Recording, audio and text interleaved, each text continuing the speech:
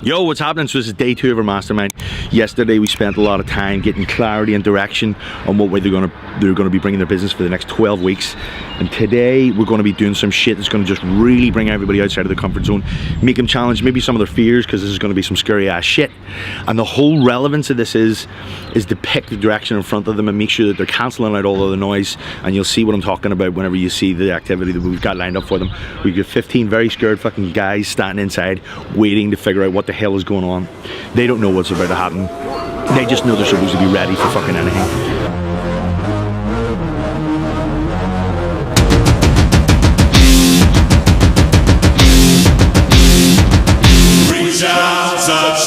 Hit me with Sean, what's going on here?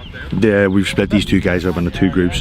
They're about to do an abseil off what looks to be about 100-foot cliff. I looked over and my asshole was fluttering, so I can only imagine what they're feeling. There is a couple of guys who are afraid of heights, so this is going to be very interesting.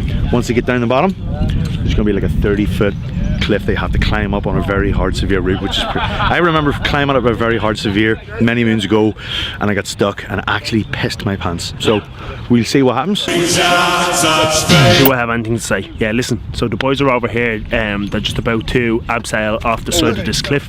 We've got another group over this side, they're just about to climb up a cliff. And it's one of these things that we construct all these things in our mind, right, what we're afraid of. And again, if we can overcome things like this, use this as an anchor point to think back to when it comes to our business, it's going to be a lot easier to move forward and make progress.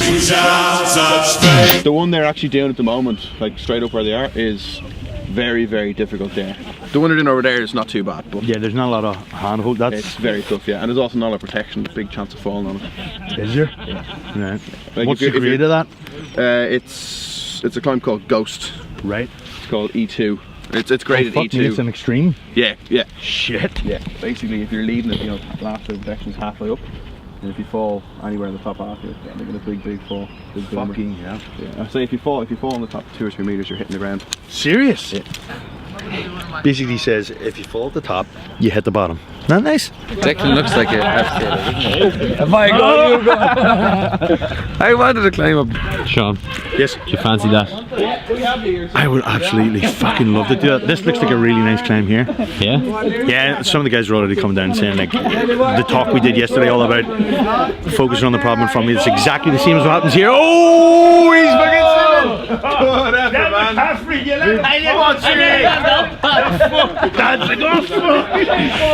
But when you're getting it right, it's basically like you're trying to solve the problem right in front of you, and that's basically what we were talking about yesterday.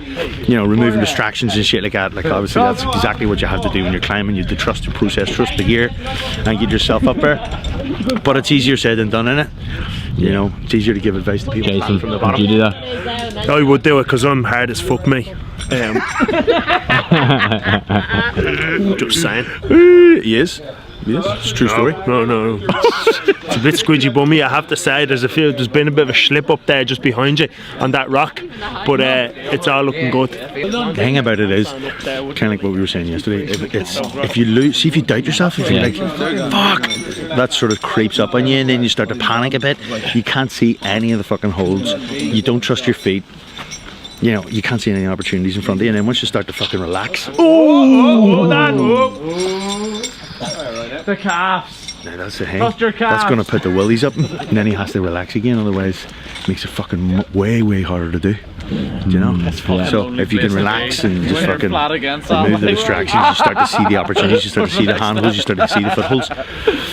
But if you can't, and the willies go up you start to fucking sap all your energy there. Like you seen fucking.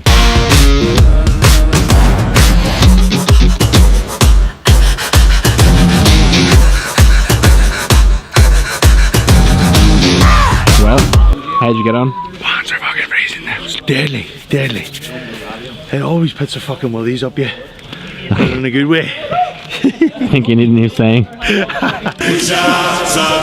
I think it went really well. A lot of the people were drawing the comparison with what they were doing, which was quite nice, which is another reason why we did it. It's like all of the guys here are entrepreneurs, you know, and the thing is when you're an entrepreneur, some shit is sometimes it feels like a lonely thing to be doing because you're on your own. You've got to create your own opportunities. Nobody gives you anything, nobody gives you any handouts, and there they were at the bottom of that cliff, you know, looking up at it, trying to find out what was the best route to go up, and it's exactly the same thing. You know, you have to find your own holes, you have to make your own opportunities, and then as you start climbing, as you start moving up, bits of fear creep in, self-doubt, and as soon as you let that overcome you on the sort of side of a cliff, you start, the panic sets in, and all of a sudden you start to think you can't do it, and then you stop seeing the opportunities in front of you, and they're right there. You know, you might need to take a wee move to the left or to the right, but there are holes there, and as long as you can get a good grip and you trust in it, and you trust in the gear, and you trust in the foundations you've got in your feet and your holes, you can make the moves. And then you always find out when you make the moves on the cliff or on the rock, it's never as bad as you thought it was. And a lot of people were saying that they drew the comparison from what they were doing there to exactly what it feels like to be an entrepreneur. So I thought that was really cool, and that's exactly what we wanted. We wanted them to see the value in what they were doing and get the lesson from it. Nice. So I think if people are seeing that, that's exactly what we wanted to happen today. Let's make one for you. Huh? Hungry bastards. So this is the mastermind. Basically, yesterday we had every single one of these people up at the board. They're just going through everything that they needed to give them the direction that they want in the business, to hit the goals, turnover wise, you know, time wise, with from everything they want in their business and in their personal life. So today we're going to be going through some teaching and stuff. There's a couple of guys who are just down from Mayo here this morning, so we're going to get them up right away to get them masterminded as well. So follow me, I'm doing 500, I'm out of control, but it's nowhere to go, and there's nowhere to go. So guys, listen, 1 o'clock, we've just gone through the whole morning mastermind so far. We've covered stuff about referrals. The guys have been abseiling and they've been climbing up around the quarry. It's time to go for lunch, and then we're back in the afternoon to fill out their Ascension roadmaps. What did I get? Yeah. Burger. Cool. It's a bit boring, but Sean. what else? Fish cakes. Fish cakes? Yes, I'm on the fish cakes. Do you have anything you want to say there? What did you order? I got the chicken Cajun wrap, I think. Oh yeah? Just panicked. Oh, right, okay. Anything to add to Jason's? No, I think it's been a fucking deadly weekend for these guys, because some of those dudes are quite new. Yeah. So we started off yesterday going in deep into their businesses and stuff like that there, plus some of the guys here going into their second year. Yeah. So there's a big variation of stuff now, and a lot of the people at the mastermind are able to give advice to some of the newer ones, because they were probably where they were only a year and a half back, you know. So that's really coming together now. The power of the mastermind is getting better and better every time we do it. Yeah, and I think, look, at when people can see people that are ahead of them, because we always talk about kind of a ladder, don't we, you know, or like a staircase, and it's like really what you're trying to do is set your focus on someone who's a few steps up that ladder, a few steps ahead of you. You set your target on them, and whether you pass by them or whether you catch up with them doesn't really matter. Exactly. It's like that's where you're aiming towards, and there's some people that are on second or third step, other people are way up that ladder. So depending on where you're coming in or where you're starting from, there's somebody to kind of gauge yourself against, really, isn't it? Plus there's a good variation of businesses. Like there's dudes doing boot camps, like Big boot camps. exceptionally well. Yeah, like serious boot camps. There's people doing one-to-one stuff well. There's people doing online well. People doing corporate B2C. So and speaking gigs. So there's a really good variation of stuff, all within the fitness sector. But this is the thing, when you're looking at a different thing, at the way people run different styles of businesses within the fitness sector, you get loads of different ideas. I think a lot of people in fitness look at just what the trainer down the road's doing, and all their marketing efforts, all their strategies become very incestuous. Yeah, you know, trying to compete with people that aren't even in the same space as them. That's it. Do you know, like if you're, I won't name any names, but if you're a certain gym and you're trying to compete against some big huge gym or a tiny little gym, it's like you have to understand where you fit in that spectrum of gyms, from like, you know, low all the way up to premium and everything in between. Yeah. Instead of copying just some shit that's happening down the road, assuming that that's working for them when you don't really know. And assuming that it's actually making them any money or not. So it's good to have a great variation of businesses all in the same sector to get ideas, and you can benchmark yourself against somebody, and that's really coming to life in this mastermind. Plus the rock climbing was the titties. Yeah. Although your man did get a shock. Did you hear? Well, he was told that he was taking a group of Swedish athletes. Swedish female athletes. Yeah. And then he turned up and he was like, why do all these have girls have beards? He was well pissed off.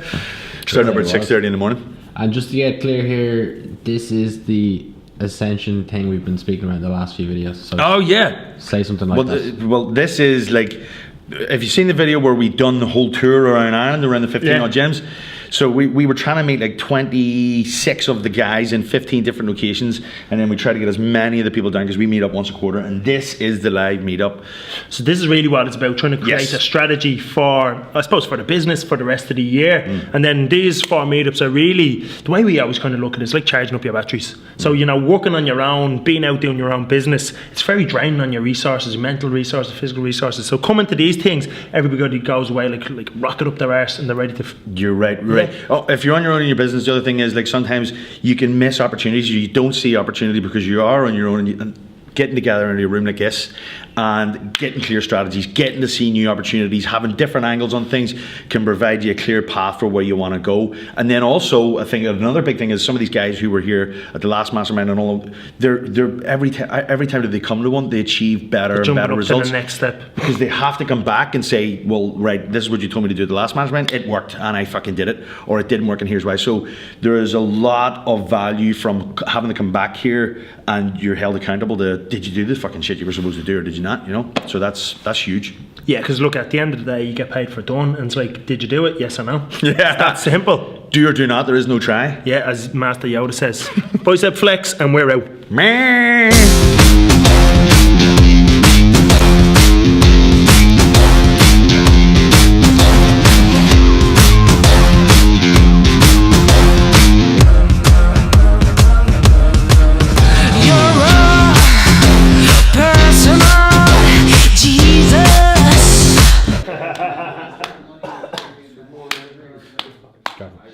Yo, so we're just about to wrap up. It's coming up to 6 o'clock.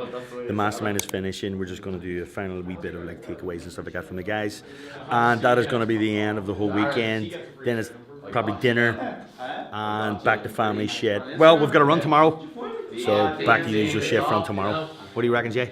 Yeah, man. Look, that's it. It's. I've nothing to say. He's all talked out. End of the vlog. It's over. It's over. It's over. That's another So one. it's done. Why are you still here? It's over. It's over. It's finished. It's done. Tune in next week. I'll have more to say.